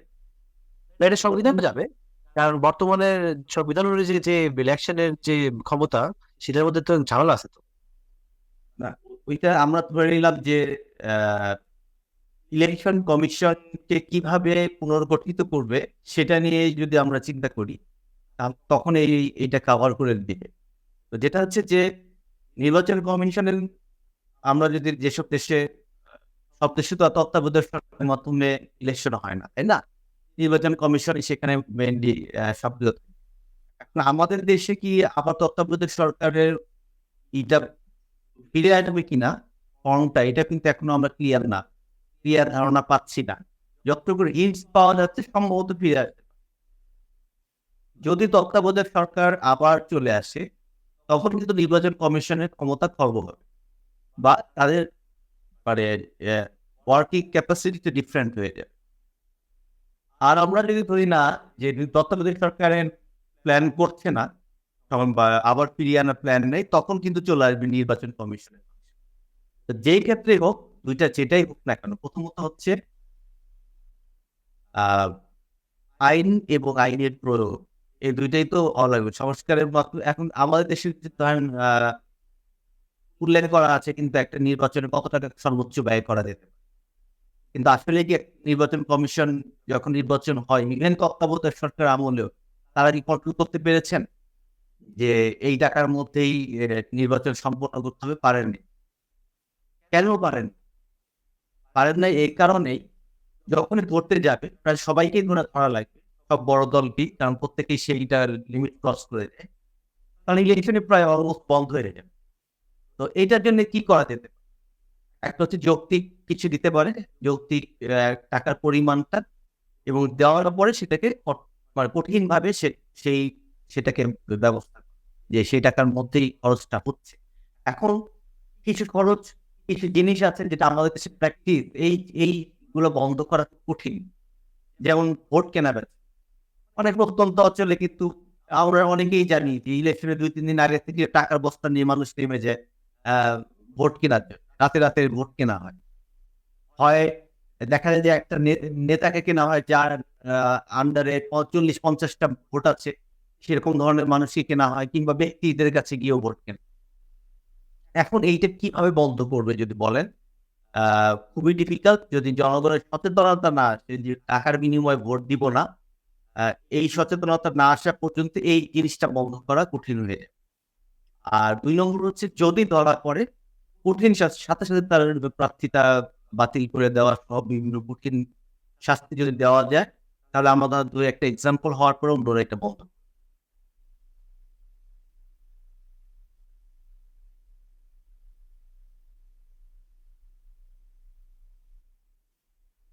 কি আপনার কথা শোনা যাচ্ছে না? এই যে আপনার দুঃখিত টেকনিক্যাল ডিফিকাল্টিস, এই যে সংস্কার কার্যক্রম যেটা ছটা কমিশন করলো সরকার, সেটাতে একটা কোয়েশ্চেন যেটা নির্বাচন নিয়ে আলাপ হলো, যে সংবিধান বিষয়ক সংস্কার অথবা নির্বাচন কমিশন বিষয়ক সংস্কার বা তত্ত্বাবধায়ক সরকার ফিরে আসবে কিনা, সেই সমস্ত বিষয়ে সংস্কার। এই সংবিধান যদি চেঞ্জ হয়, তত্ত্বাবধায়ক সরকারও যদি ফিরে আসে, বা নির্বাচন ব্যবস্থাও যদি একটু চেঞ্জেস আসে, এটা আসলে অ্যাপ্রুভ কে দিবে? মানে একটা শুদ্ধ নির্বাচন হওয়ার মাধ্যমে যদি একটা গণতান্ত্রিক সরকার না আসে, সেই ক্ষেত্রে তো সংবিধানটাকে অ্যাপ্রুভাল দেওয়া যাচ্ছে না। তো এটা কিভাবে, এই সমস্যাটা কিভাবে সলভ করা হবে, যে এই সংস্কার পরবর্তী যে সংবিধান, এটা একটা সাধারণ মানুষের কাছে একটু রহস্য, যে এটা কিভাবে সলভ করা হবে এই সমস্যাটা। মুরগি আগে আসবে নাকি ডিম আগে আসবে? কে বলবে? আমি? আপনি, হ্যাঁ। দেখেন, 6টা কমিশন হয়েছে। এখানেও একটা প্রায়োরিটি আছে। মানে আমাদের এখানে ওভারআর্চিং যে ইস্যুটা, এটা হলো সংবিধান। ইলেকশন কমিশনই বলেন বা দুর্নীতি কমিশন যাই বলেন, এগুলো কিন্তু সব সাবসেট, মানে সংবিধান দিয়ে যে রাষ্ট্রটা আমরা দেখতে চাই বা যে রাষ্ট্রটা আমরা চালাতে চাই, এটা কিন্তু সংবিধান ডিটারমাইন করবে। একটা সংবিধানে কিন্তু অনেক কিছু আছে। ইলেকশন আছে, আম আ আ ৩ টা যে বিভাগ আপনার বিচার বিভাগ, আইন বিভাগ, প্রশাসন। এই ৩ টা কিভাবে কাজ করবে, এই ৩ টার ধরন কিরকম হবে, আ এগুলো কিন্তু ডিটেইলে বলা আছে। তো আমরা এখন যেটা ১ম যে প্রশ্নটা আসছে, এটা হলো আমরা কি ধরনের রাষ্ট্র চাই? যখন এইটা নিয়ে আলাপ শুরু হবে, তখন আগে ডিসাইড হবে যে আমাদের রাষ্ট্রের ধরনটা কি হবে। আমাদের এখন যে রাষ্ট্র সিস্টেমটা চলছে, এটাকে আমরা বলি ওয়েস্টমিনস্টার ডেমোক্রেসি সিস্টেম। একটা পার্লামেন্ট হবে, ইলেকশন হবে, মেজরিটি পার্টি সরকার গঠন করবে। এখান থেকে majority party leader prime minister হবে। যিনি প্রেসিডেন্ট হবেন, উনি তো আসলে ওনার কোনো প্রশাসনিক ক্ষমতা নেই। উনি head of state, like a guardian of the state. আর বিচার বিভাগ স্বাধীন হওয়ার কথা, যদি এখনো হয়নি। তো আমাদের এখন যে প্রশ্নটা আসবে, বা যারা অনেকে প্রশ্ন করতে যাচ্ছেন, যে আমরা কি এই সিস্টেমে থাকবো কিনা? নির্বাচন তো পরে, নির্বাচন আমরা আরো পরে। যে আমাদের যে বর্তমান দেশের যে রাষ্ট্র ব্যবস্থা আছে, এই ব্যবস্থাটা থাকবে কিনা? নাকি আমরা নতুন কোনো ব্যবস্থায় যাব? অনেকে আলাপ করছেন যে আমরা ফ্রেঞ্চ সিস্টেমে, ফরাসি সিস্টেমে যাব। অনেকে বলছেন আমরা হয়তো আমেরিকা বা ইউএস এর সিস্টেমে যেতে পারে, যেখানে বিচার বিভাগ, প্রেসিডেন্ট, কংগ্রেস যেভাবে আলাদা ফাংশন করে, এভাবে আমাদেরকেও তো আলাদা ফাংশন করে। এটার পিছনে যুক্তি হলো যে আমাদের দেশে একই ব্যক্তি পার্লামেন্টও কন্ট্রোল করেন, সরকারও কন্ট্রোল করেন, জুডিশিয়ারি কন্ট্রোল করেন। এখানেই কিন্তু ফ্যাসিজম বা একলাখ কিন্তু চলে আসে। তো এটাকে ভেঙে দিতে হবে, যাতে কোনো এক ব্যক্তি বা একটা দল বা একটা গোষ্ঠী যেন সরকারের যে সব যে অঙ্গ বা অর্গান আছে, যেটা বলি অর্গানটাকে যেন কন্ট্রোল না করে। এটা কিন্তু ফান্ডামেন্টাল কোয়েশ্চেন। এইটা যদি আমরা আগে সলভ না করি, এটার যদি আমরা সলিউশন আগে না বের করি, তাহলে যে ইলেকশন কিভাবে হবে, আমি কি মানে পার্লামেন্ট ইলেকশন করবো নাকি প্রেসিডেন্ট ইলেকশন করবো, এইগুলো তো উত্তর দেওয়া যাবে না। তো আমি মনে করি 6টা কমিশন অল ইম্পর্টেন্ট, কিন্তু সবচেয়ে হলো বিচার আর সংবিধান সংশোধনের যে এটা, আমরা কি ধরনের সংবিধান চাই। সংবিধান তো বা কোরআন না যে পরিবর্তন করা যাবে না।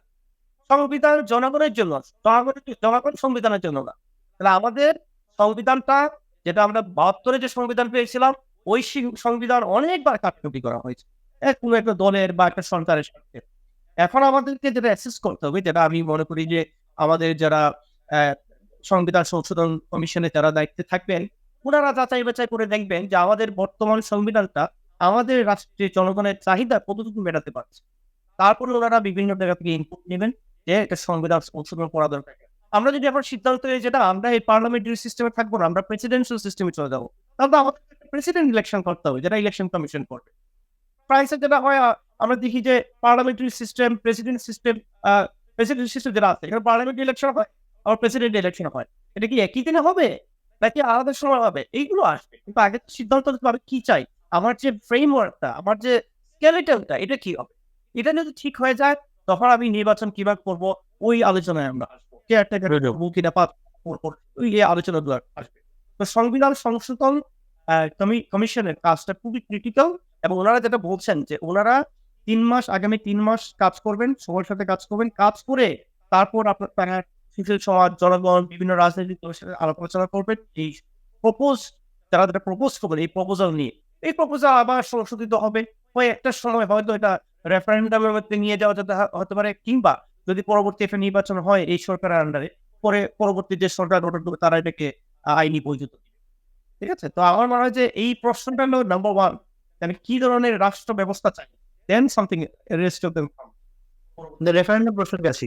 তারা যদি রেফারেন্ডাম না করেন, সংবিধান বোর্ড মনে করেন একটা পরিবর্তিত সংবিধান কমিশনের মাধ্যমে এবং সমাজের বিভিন্ন স্তরের মানুষের সাথে পরামর্শের মাধ্যমে সংবিধানে একটা কারেকশন করা হলো বা মডিফিকেশন করা হলো, সেটা যদি রেফারেন্ডাম না হয়, এটার বেসিসে ইলেকশন কিভাবে করবেন? তখন তো ম্যান্ডেট থাকবে না, তাই না? তখন দেখেন তখন কি হবে, তখন প্রতিটা রাজনৈতিক দল তার একটা ম্যানিফেস্টো থাকে, তার রাজনৈতিক ম্যানিফেস্টো থাকে যে সে সরকারে আসলে কি কি করবে। তো তখন এই যে প্রপোজালটা আসবে, যে রাষ্ট্রের যে সংবিধান সংশোধনের যে প্রপোজালটা আসবে, এইটা যে অনেক দল হয়তো তার ম্যানিফেস্টোতে দিবে যে আমাদেরকে যদি আপনারা নির্বাচিত করেন, তাহলে আমরা এটাকে বৈধতা দিব। তো এটা তো জনগণ ডিসাইড করবে। জনগণ যদি মনে করে যে না, আমরা একটা পার্টিকুলার দলকে আমরা নির্বাচিত করবো, যদি পার্লামেন্টারি সিস্টেম হয়, তাহলে ওরা এটাকে পার্লামেন্টে বৈধতা দিবে।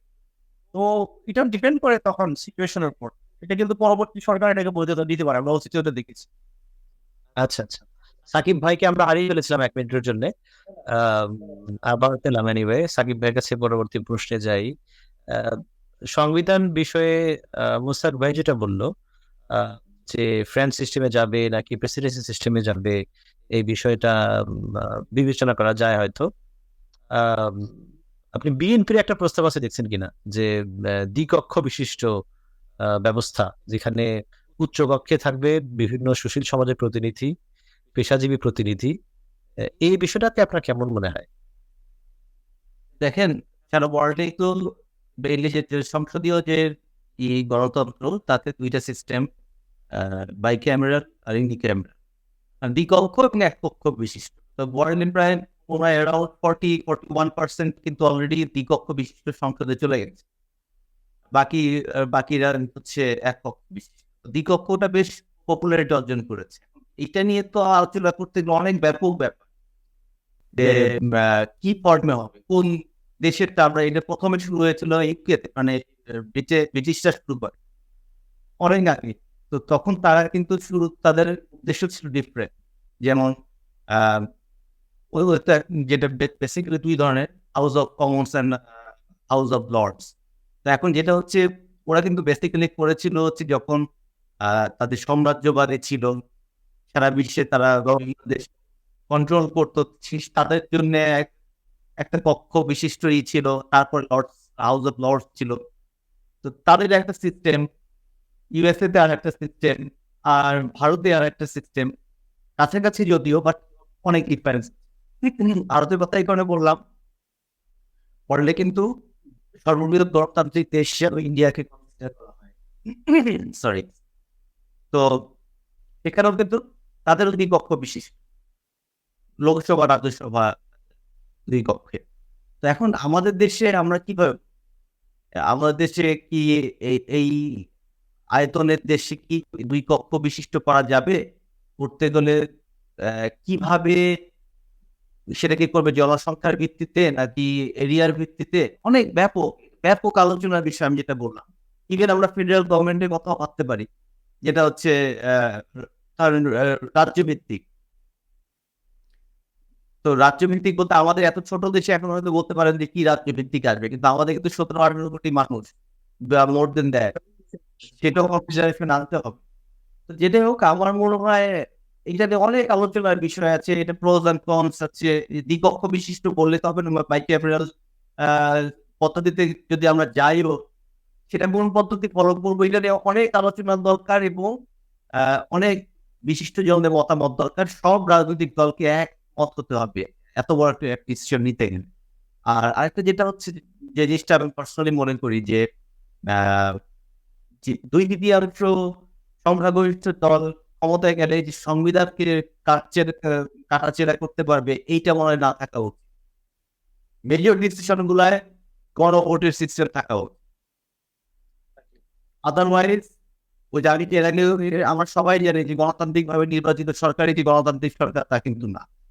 সো 2/3 ভোট পেয়ে আসন পেয়ে এসেই সংবিধানে হাত দিয়ে দিল, সেটা যেন ক্ষমতা দেওয়া না দেওয়া হয়। আমার মনে হয় এই যারা কমিশন নিয়ে কাজ করবেন, সংবিধান নিয়ে, আমার বিশ্বাস মনে এটা নিয়েও কাজ করবে। হ্যাঁ, গুরুত্বপূর্ণ গুরুত্বপূর্ণ। এটা এটা আসলে খুবই ইম্পর্টেন্ট একটা কথা, যে 2/3 আসনের ভিত্তিতে যে সংবিধান পরিবর্তনের ক্ষমতা দেওয়া হয়, এটার কারণে বাংলাদেশের ফান্ডামেন্টাল সব সমস্যা তৈরি হয়েছে। আমার কাছে মনে হয় যে সরকার ক্ষমতা ছাড়তে চায় না, এরকম উদ্ভব কিন্তু বাংলাদেশের ইতিহাস যদি দেখেন, এই 2/3 কারণেই। তো এটাকে চেঞ্জ করা মারাত্মক আসলে দরকার। এর আমি অবশ্যই আশা করবো যারা যদি এমন কেউ অনুষ্ঠানটা দেখেন, যারা সংবিধান সংস্কার কমিশনে থাকবেন, তারা জিনিসটা বিবেচনা রাখবেন এবং আহ, এই বিষয়টা ভেবে দেখবেন যে এটাকে পরিবর্তন করার একটা ব্যবস্থা করা যায় কিনা, আহ, যাতে রেফারেন্ডামের একটা প্র্যাকটিস বাংলাদেশে তৈরি হয়। আহ, বাংলাদেশ যদি স্বাধীন সুন্দর নির্বাচন কমিশন হয়, সেক্ষেত্রে গণভোট হয়তো খুব একটা কঠিন বিষয় হবে না তৈরি করা। আমরা আসলে অনেক কথা বললাম, আজকে প্রায় শেষ পর্যায়ে চলে এসেছি। তো আমি আপনাদের দুইজনের কাছে দুই কোয়েশ্চেন করবো, একই কোয়েশ্চেন, সেটা হচ্ছে টাইম লাইন, আবারও টাইম লাইন। যে সরকার যে সংস্কার কমিশন করলো, আপনারা সেটা টাইমলাইনটা কিভাবে দেখেন? যে 3 মাসের পরে সংস্কার কমিশন আসবে, তারপরে মানুষের সাথে কথাবার্তা বলা হবে, এবং তারপরে এটা ইমপ্লিমেন্ট হবে, তারপরে ইলেকশন হবে, মাঝখানে আপনারা বলবেন না যে উপজেলা ইলেকশন বা ইউনিয়ন ইলেকশনও বাকি আছে। সেক্ষেত্রে সরকারকে চেক এন্ড ব্যালেন্সে রাখার জন্য আপনার কাছে কি মনে হয়, কোন স্টেপের পরে কোন স্টেপটা কখন কখন করা উচিত, কতটুকু সময় প্রত্যেকটা স্টেপে দিতে চান? এটা একটা হয়তো একটু জটিল উত্তর, বা তারপরেও যদি এই প্রশ্নের উত্তরটা আপনারা দেন, সেটা একটু পরে করব, বলে রাখলাম আগে যাতে চিন্তা করতে পারেন। এখন আমি মোস্তাক ভাইয়ের কাছে আমার প্রশ্ন হবে। মোস্তাক ভাই যেহেতু ব্যারিস্টার মানুষ, আমরা যেটা আজকে সংবিধান নিয়ে অনেক আলোচনা করলাম, সংবিধান সংশোধন করতে গেলে করার পরে আপনার সেটা তো একটা আলাদা বিষয়। বিচার বিভাগটা আমরা একবার মনে হয় আলোচনা করেছিলাম আমাদের প্রথম পর্বে। বিচার বিভাগ সংস্কার কমিশন হচ্ছে, সেই সংস্কার কমিশন থেকে আসলে আপনার প্রত্যাশাটা কি? মানে বর্তমানে কি সমস্যা আছে, এবং সেই সমস্যার সমাধান করণের জন্য সংস্কার কিভাবে করা যেতে পারে? আসলে বিচার ব্যবস্থাটা কিন্তু ওই সংবিধানের একটা পার্ট। সংবিধানটা পড়েন, এটা একটা পার্ট কিন্তু বিচার বিভাগ। তো সরকার একটা ভালো দিয়েছে যে আহ, বিচার বিভাগ আহ, সংস্কার কমিশন একটা আলাদা কমিশন, যেটা সংবিধান সংশোধন থেকে আলাদা, কারণ এটাকে ফোকাস দেওয়া হচ্ছে। আমাদের এর আগে একদিন বলেছিলাম যে আমাদের মাজদার হোসেন মামলার যে রায়, এই রায়ের বাকিটুকু যদি বাস্তবায়ন হয়ে যায়, আর আমাদের বিচার বিভাগের জন্য একটা আলাদা সেক্রেটারিয়েট হয়, এখান থেকে বিভাগীয় কর্মকর্তা, জাজেস তাদেরকে কন্ট্রোল করা হবে, তাহলে কিন্তু অনেকটা ইন্ডিপেন্ডেন্ট চলে আসবে সরকার থেকে। এখন কিন্তু প্রায় 30-40% কাজ কিন্তু আইন মন্ত্রণালয়ে করা হয়। তো লোয়ার জুডিশিয়ারি যে জাজেসরা আছেন ওনাদের বদলি, ট্রান্সফার এবং এগুলো কিন্তু ওই মিনিস্ট্রি থেকে কন্ট্রোল হয়, যেটা আমাদের বিচার বিভাগের যে স্বাধীনতা এটাকে কন্ট্রোল করে। তো এই বিচার বিভাগ কমিশন যেটা হবে তাদের ইমিডিয়েট কাজ হবে ওই রায়টা বাস্তবায়ন করা। তারপর আমাদের যে বিচার ব্যবস্থা আছে এটাকে মডার্নাইজ করা। যেমন আপনারা জানেন যে আমাদের দেশে লোয়ার জুডিশিয়ারিতে এবং সুপ্রিম কোর্টে অনেক হাজার হাজার লক্ষ লক্ষ মামলা পেন্ডিং আছে, অনেক বছর ধরে পড়ে আছে। তো আমি মনে করি যে একটা ডিজিটাল কেস ম্যানেজমেন্ট সিস্টেম যদি ইন্ট্রোডিউস করা যায়, এটা খুব একটা ঝামেলা হওয়ার কথা নয়। অন্যান্য দেশে এগুলো অলরেডি ইমপ্লিমেন্টেড হয়ে গিয়েছে। We can take the learning from them.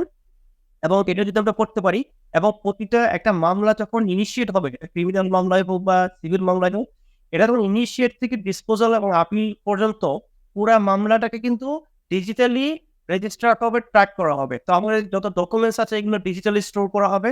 আম, এবং এটাকে যে প্রতিটা স্টেপ আমাদের কিন্তু আইনেই বলা আছে যে প্রতিটা স্টেপের জন্য কত সময় নেওয়া উচিত, এটা আইনে বলা দেওয়া আছে, রুলসে বলা দেওয়া আছে। তো এইগুলো যদি আমরা অনলাইনে এটাকে ইনিশিয়েট করি এবং এক্সপেডিট করি ওয়ার্ক ফ্লোর মাধ্যমে, তাহলে কিন্তু আমরা এই যে ডিজিটাল কেস ম্যানেজমেন্ট সিস্টেমটা ইন্ট্রোডিউস যদি করতে পারি, তাহলে কিন্তু অনেকাংশেই আমাদের যে বিচার ব্যবস্থার যে দীর্ঘসূত্রিতা, যেটা মামলাগুলিকে অনেকদিন যেটা অতি অল্প সময় পরে এটাকে বছরের পর বছর টেনে নিয়ে যায়, এটাকে আমরা সলভ করতে পারবো। এটা কিন্তু একটা হিউজ চ্যালেঞ্জ।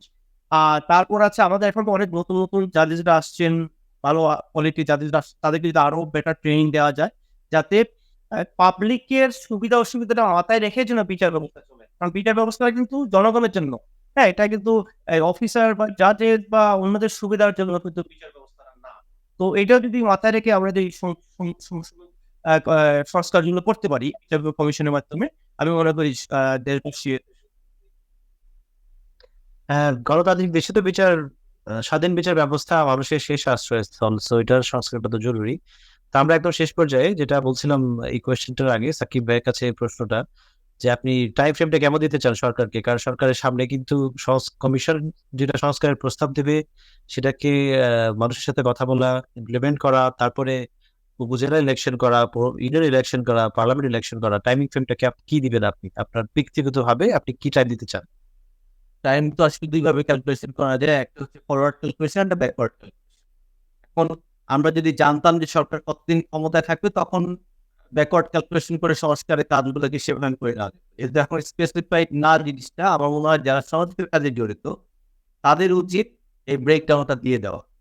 এবং সরকারকে আমরা তো বারবার বলছি যে তাদের একটা রোড ম্যাপ থাকতে হবে, যে এইটার জন্য এই সময় দরকার, এটার জন্য এই সময় দরকার, এটার জন্য এই সময়। তা যেটা হোক, এর আগেও আমরা এটার উত্তর দিয়েছি, আবারও বলছি, 2 থেকে 3 বছরের বেশি এটা সময় নেওয়া ঠিক হয় না।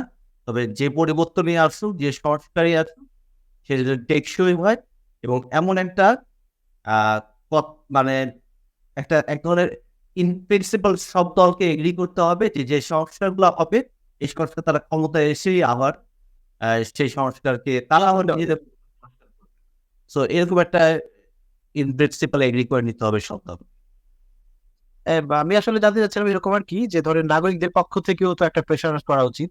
যেমন বিএনপি যেটা বলে, জামায়াত বলে যে যত ইচ্ছে সময় নাও, বিএনপি দেখা যাচ্ছে একদিন বলে 1.5 বছর, একদিন বলে আজকে মির্জা ফখরুল ইসলাম আলমগীর বলছে যে আর সময় দেওয়া যাবে না, খুব দ্রুত ইলেকশন চাই। তো নাগরিকদের পক্ষে একটা যদি প্রেশার দেওয়া যায়, নাগরিক যারা থাকবেন যে আমরা উপজেলা ইলেকশনটা চাই এখন, কারণ সারা দেশে আপনারা জানেন উপজেলা ইউনিয়ন কোথাও কোনো রিপ্রেজেন্টেটিভ নাই এই মুহূর্তে, সব আমাদের হাতে। তো সেটা তো যদি দীর্ঘদিন আপনার তাহলে শেষ হয়ে যাবে। যেটা হচ্ছে আমরা কারণ বারবার থেকে বলে আসছি রোড ম্যাপের কথা, বিকজ সেটা যে টাইমই হোক, একটা প্রপার প্ল্যান যদি গভর্নমেন্ট না দিতে পারে, একটা সময় যে কিন্তু সাধারণ জনগণ ব্যস্ত হয়ে যাবে। এখান থেকে 5-6 মাস পরে গিয়ে যদি তারা জানতে না পারে যে কি প্ল্যান নিয়ে সরকার আগাচ্ছে, দেখবেন যে তারা মানে অস্থির হয়ে যাবে এবং তখন সিচুয়েশনটা ভালো হবে না। তো যার জন্য প্রথমেই যদি একটা আইডিয়া দিয়ে রাখি গভর্নমেন্ট বা এই অন্তর্বর্তীকালীন সরকার যে এইভাবে আমরা প্ল্যান করছি, এই সময় আমরা টার্গেট করছি এই time frame plus minus something, তাহলে আমার মনে হয় এটা মানে সবাই একটা স্বস্তি পাবে এবং এট দ্য সেম টাইম অস্থির হওয়ার সুযোগ হবে না। আদারওয়াইজ যদি নির্দিষ্ট না করে তখন বিভিন্ন দল বিভিন্ন কথা বলবে, বিভিন্ন ব্যক্তি বিভিন্ন কথা বলবে, একটা অকারেন্স হবে।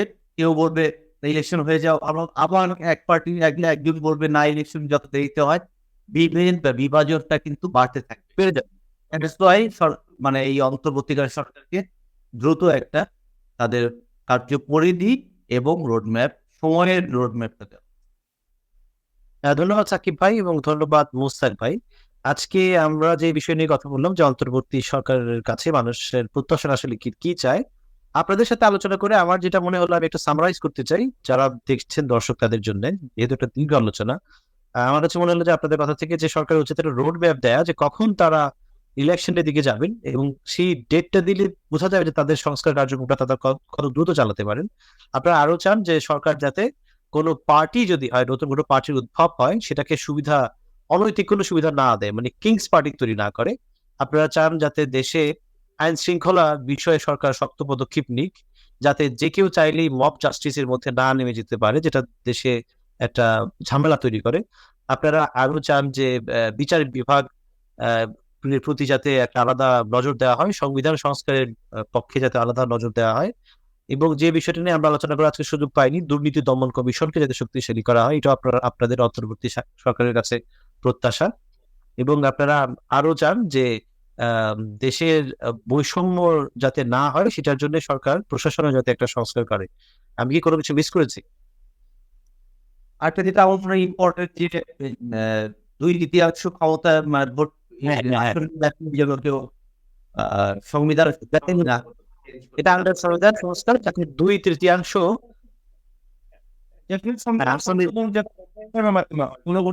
হ্যাঁ, এটাই, এটা রেফারেন্ডামের মাধ্যমে যদি সংবিধান সংশোধনটাকে, এখন যে সংবিধান সংশোধন হবে সংস্কার কমিশনের মাধ্যমে, সেটাও যদি রেফারেন্ডামের মাধ্যমে আপনার বৈধতা দেওয়া হয়, সেক্ষেত্রে প্র্যাকটিসটা শুরু হয়ে গেল যে রেফারেন্ডামের মাধ্যমে রাষ্ট্রীয় গুরুত্বপূর্ণ বিভিন্ন সিদ্ধান্ত নেওয়া। কারণ আমরা আমাদের লেখা থাকে যে ভবিষ্যতে যদি কোনো সংবিধান সংশোধন হয় রিপ্লেস করা আচ্ছা, এটাই তো অন্তর্বর্তীকালীন সরকারের সাথে আসলে কাছে মানুষের প্রত্যাশা অনেক, এবং সেটা একটা অর্থে প্রেশার কিন্তু আরেকটা অর্থে সুযোগ। কারণ যারা এই অন্তর্বর্তী সরকারের প্রধান ডক্টর মোহাম্মদ ইউনূস এবং বাকি উপদেষ্টা, তারা সবাই বলছেন যে তাদের জন্য এটা একটা দায়িত্ব। কিন্তু প্রেশারের কাজ হলেও দিক নির্দেশনা নাগরিকরা যেটা দিচ্ছে, যেটা আপনারা দুজন আজকে দিলেন, এরকম বাংলাদেশের প্রত্যেক মানুষই এরকম দিচ্ছে তারা কি চায়, এবং তাদের চাওয়াটা আসলে পরিষ্কার সুন্দর চাওয়া। তারা চায় এমন একটা বাংলাদেশ যে বাংলাদেশের মধ্যে কোনো ধরনের স্বৈরাচারের জন্ম হবে না, কোনো বৈষম্য থাকবে না, কোনো অনৈতিক সুবিধা কেউ নিতে পারবে না, সবার জন্য একটা সুষম ব্যবস্থা থাকবে, যাতে মানুষের প্রতি অন্যায় না হয় এবং বাংলাদেশের একটা সুন্দর দেশ হিসেবে যাতে থাকতে পারে এবং মানুষের যদি বিভেদ না হয়। এই সমস্ত কিছু করার দায়িত্ব অন্তর্বর্তীকালীন সরকারের উপরে। এটা মনে হচ্ছে অনেক কঠিন কাজ, কেননা বাংলাদেশের কোনো রাজনৈতিক সরকার ইতিপূর্বে খুব একটা ফেয়ার কাজ করেনি। কিন্তু বহির্বিশ্বের দিকে তাকলে আমরা দেখবো যে এটা খুব একটা কঠিন কাজ না মানুষের প্রত্যাশা মতো কাজ করা।